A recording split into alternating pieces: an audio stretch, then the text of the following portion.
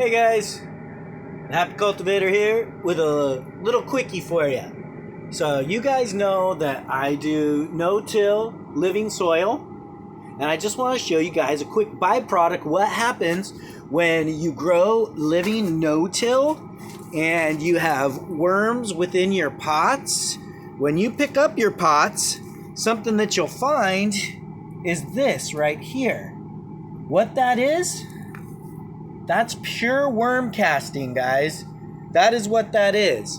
So you can just take that and throw it right back into your pots, and that is just beautiful love, trace elements, beautifully broken down. All of this here, with the exception of that little bit of perlite, this is all worm castings. So all I have to do is sweep this all up right here.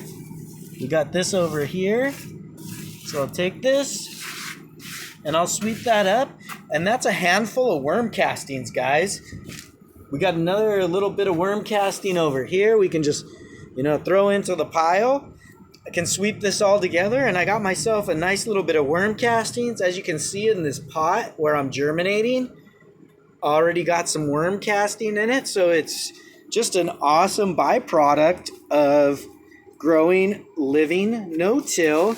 And sometimes you will even find a worm or two on the ground. I should have started taping before, but I found 2 worms on the ground that I just picked up. Oh, here you go.